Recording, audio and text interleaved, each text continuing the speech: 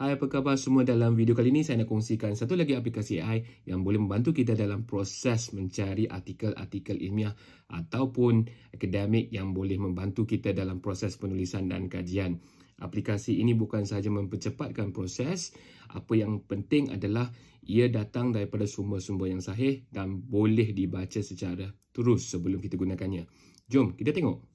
Aplikasi ini dinamakan sebagai Logically.app. Pergi saja ke Logically.app, kemudian sign in for free. Dia ada percuma, tidak perlu bayar. Masuk sahaja, login dan gunakan Google ataupun Microsoft ataupun email lain.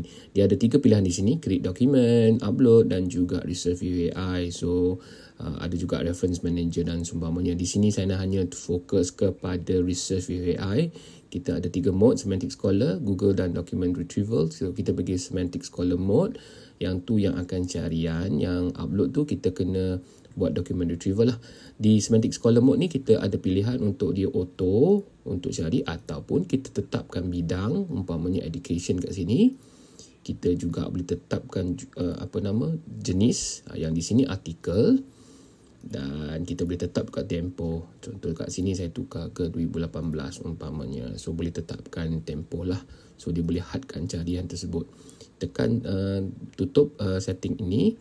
Bagi tahu topik anda. Contoh di sini saya dah ada topik saya, AI and Critical Thinking. Kemudian kita hanya terus pergi ke bahagian ini.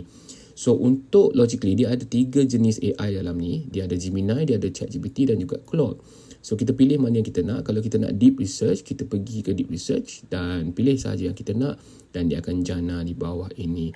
So janaan dia agak cepat. So kita nampak senarai artikel yang telah dijumpai.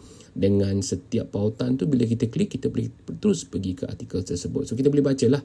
Tak adalah kita ditipu dengan artikel yang tidak wujud dan seumpamanya.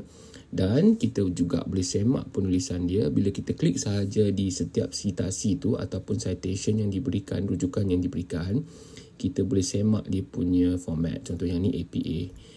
So sangat membantulah. So kita boleh semak sama ada betul ke tak sebelum kita gunakan. Jika kita ada artikel sendiri, kita juga boleh upload di reference manager. Kemudian dia akan upload di sini dan kita boleh buat carian seterusnya. Selamat mencuba.